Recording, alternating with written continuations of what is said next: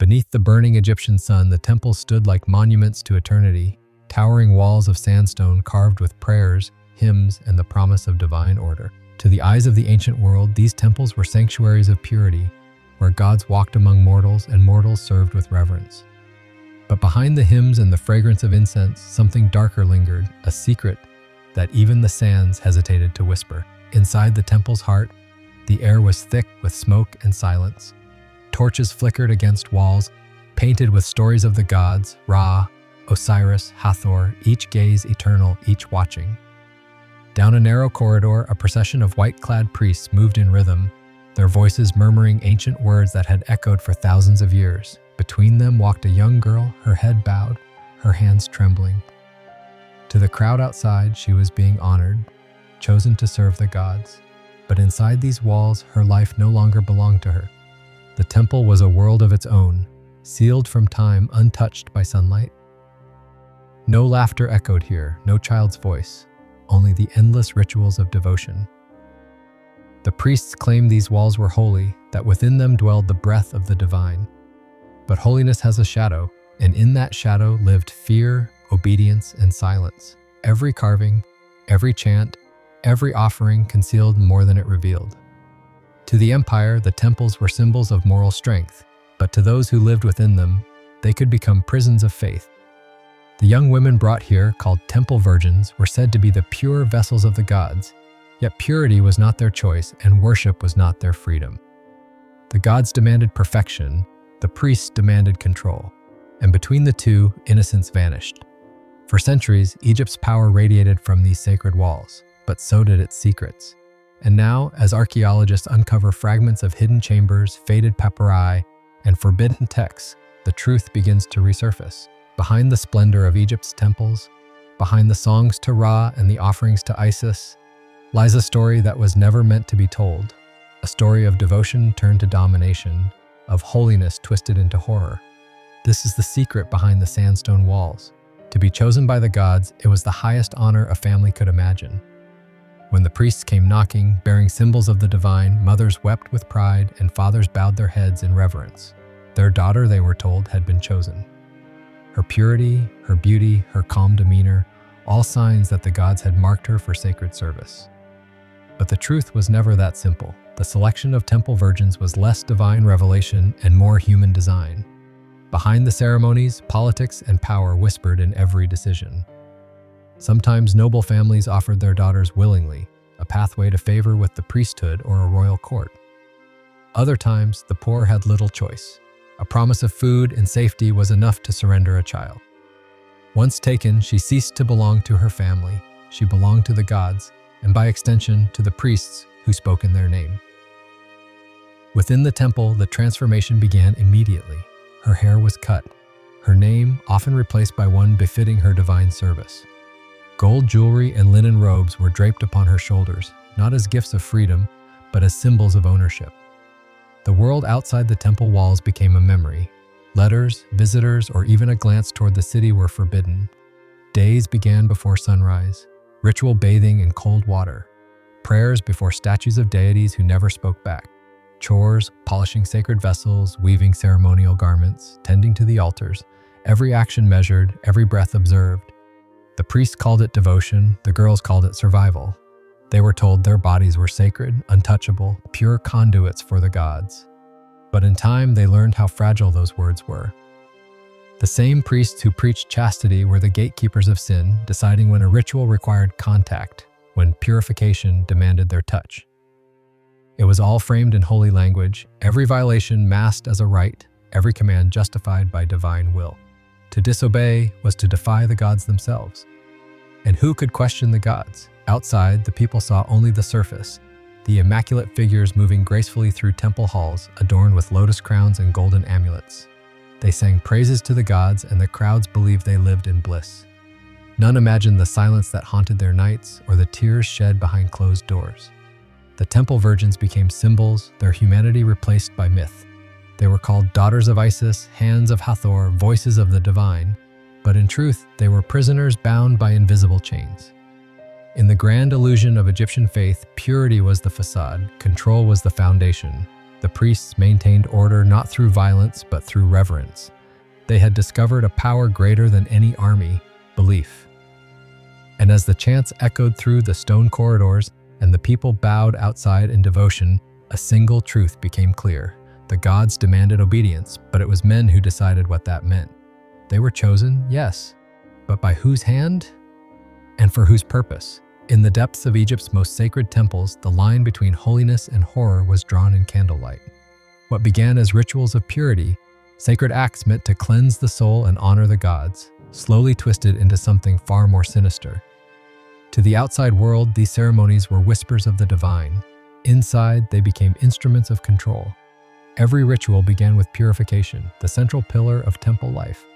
Water drawn from the Nile, said to carry the blessings of the gods, filled alabaster basins. The temple virgins, stripped of worldly adornments, were led into shadowed chambers where incense clouded the air and chants masked the sound of fear.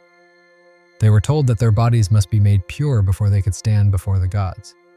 But purity, as the priests defined it, was ever-changing and often unspeakable.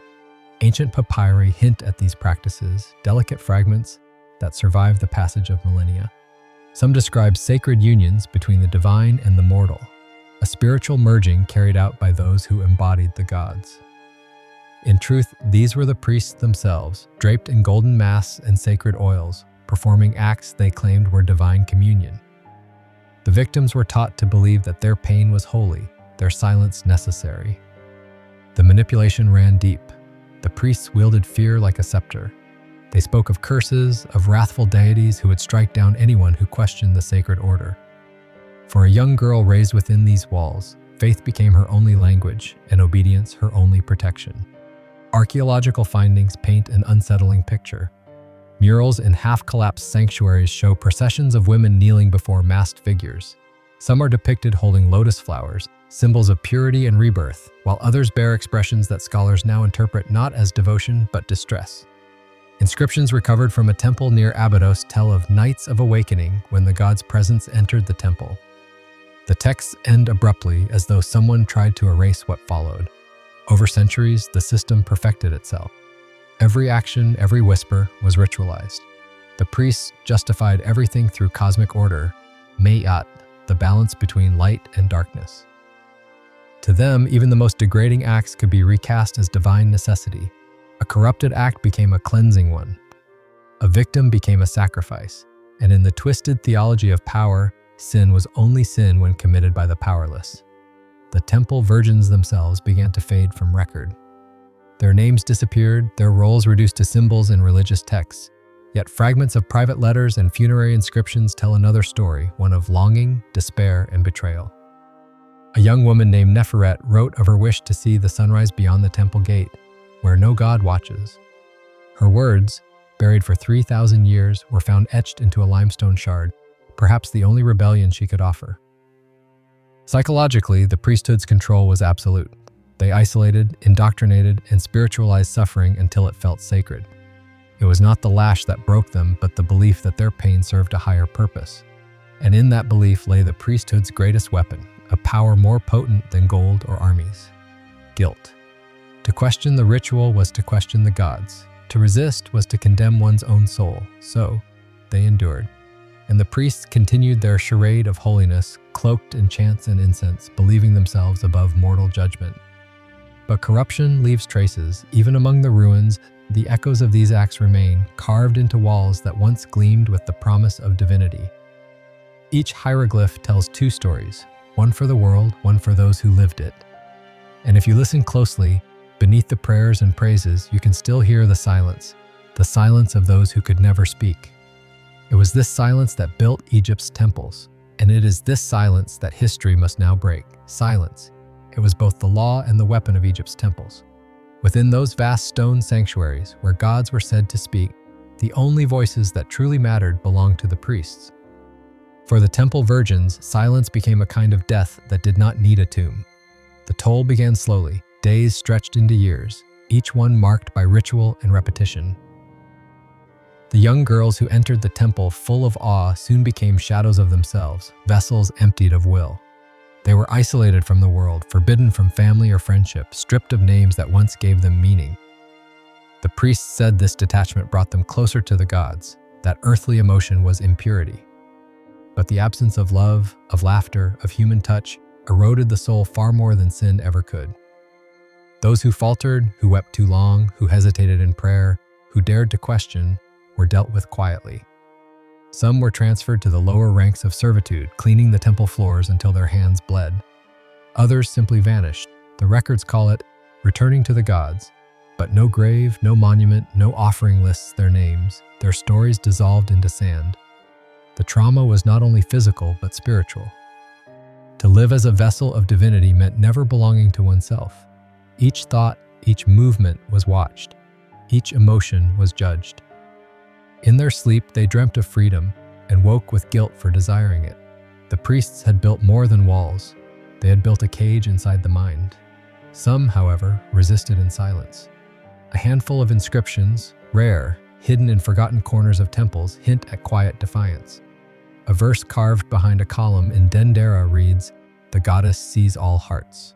Even the broken ones, scholars believe it was etched by one of the temple women, perhaps as a plea to Hathor, goddess of love and protection. Another fragment, found near Thebes, bears a name, Asetemheb, followed by the words, "May the river remember me." A prayer or perhaps a farewell. To suppress such voices, the priesthood turned to mythology itself. They retold the stories of Isis, the faithful wife, and Hathor, the obedient consort, divine women who suffered quietly for the order of the cosmos. Obedience became holiness, endurance became virtue. The temple virgins were told that pain was their offering, silence their prayer, fear sealed their obedience. The priests spoke of unseen punishments, the wrath of Sekhmet for the impure, blindness from Ra's light for those who questioned. They taught that a single doubt could summon demons from the Duat, the underworld. Such terror ensured that few ever dared to whisper rebellion. And when the rare voice did rise in protest, history erased it. The temple scribes, loyal to the priesthood, wrote only what was sanctioned, records of divine service, of piety, of harmony. But beneath the layers of plaster and stone, archaeologists now find traces of revisions, names chiseled out, prayers recarved, passages blackened by soot. Someone tried to rewrite holiness itself. Yet for all their power, the priests could not silence everything. In the mythology they so carefully controlled, truth hid in plain sight. The story of Isis searching endlessly for her slain husband's body, a tale of grief, loyalty, and rebirth, mirrored the suffering of those women trapped in the temples. They too wandered through spiritual darkness, searching for pieces of themselves that had been taken. The price of silence was not just their suffering, it was the corruption of Egypt's very soul. The temples, once radiant with divine promise, became monuments to fear. And fear, as history has shown, is the seed of collapse. Because no empire, no faith, no God can remain holy when the cries of the innocent are buried beneath its stones. For centuries, the temple stood as the beating heart of Egypt, radiant in gold, echoing with chants that promised divine order. The people believed the gods watched over them, that as long as the rituals were performed and the offerings laid at the altars, balance, ma'at, would endure. But beneath the surface, the balance had already begun to fracture. Whispers spread first among the laborers and merchants, murmurs that the priests no longer served the gods but themselves. Offerings meant for the divine were being hoarded, temple treasuries overflowing while the poor starved outside their gates. Inscriptions that once spoke of virtue began to fade, replaced by boasts of wealth and power. The same priests who claimed to uphold purity now lived like kings. The faith that once bound Egypt began to unravel. Farmers who once bowed to the rising sun stopped leaving grain at the temple steps. Fishermen who prayed to Hapi, the god of the Nile, began muttering that the river's floods had grown cruel because the gods were angered, not by the people's sins but by the lies within the temples. Even among the priesthood, doubt took root. Some lower priests, once devoted, began recording quiet notes of disillusionment. A surviving ostracon from Thebes reads, "The offerings go to the strong, not the worthy. The gods are silent." That silence echoed louder than any hymn. And then came the signs, droughts that lingered, plagues that spread, invasions that crumbled Egypt's borders. To the faithful, it seemed as if the gods had turned their faces away. The temples, once symbols of hope, now stood as monuments of hypocrisy. Every stone whispered the same accusation: the divine had been defiled from within. The people's devotion shifted. Some turned to smaller, local shrines, others to new deities promising renewal and justice. The grand temples, once filled with worshippers, began to empty. Priests who once ruled through fear now found their words met with silence, the same silence they had once imposed upon others. History would later record this as the slow decline of Egypt's spiritual empire, a collapse not caused by war or invasion, but by something deeper, the loss of moral faith. The sacred order that held the civilization together depended not only on offerings and prayers, but on belief, and belief, once broken, cannot be rebuilt with stone. In time, the temples crumbled. Sand swallowed their courtyards, the Nile shifted its course, and the names of the great priests, those who claimed to speak for the gods, vanished from memory. Only the carvings remained, staring from the shadows, as if the gods themselves had turned away in shame. Egypt had not been conquered by foreign armies alone. It had been conquered first by corruption, by men who mistook fear for faith and silence for sanctity. And so, the gods turned their faces away, not because they abandoned humanity, but because humanity had abandoned the divine within itself. The story of Egypt's temple virgins is not just a relic of the past. Its shadows stretch across millennia, touching our world in ways we often fail to see. Even today, institutions cloaked in righteousness, from religious cults to political organizations, from schools to corporations, can hide the same patterns of control, fear, and exploitation. The language changes, the symbols shift, but the mechanics remain eerily familiar. We see it in leaders who claim moral authority while bending rules to their will. We see it in systems that promise protection or purpose, only to trap those who trust them most. And we see it in the silenced voices, the whistleblowers, the marginalized, the children whose cries are dismissed as inconvenient truths. Like the temple virgins, they are praised publicly while privately constrained, their suffering justified in the name of a higher cause. History whispers a warning. When those entrusted with power betray it, corruption spreads faster than armies ever could. Civilizations crumble not because of foreign invasion, but because the rot begins at the heart of what is sacred. Temples, governments, institutions, anything we hold as untouchable can decay from within. The sand of time covers the grandeur, but the echoes remain. The silence of the innocent, the betrayal of trust, the moral compromises hidden behind pomp and ceremony, these are the threads that tie ancient Egypt to our present. And when we look too long at the past, we must ask ourselves, are we merely witnesses or are we repeating the story? The gods may have turned their faces away long ago, but the lesson is clear. No faith, no institution, no empire survives when those who claim to serve the sacred instead serve themselves. And in the quiet corridors of power, the echoes of the past still cry out, reminding us that the cost of silence is eternal.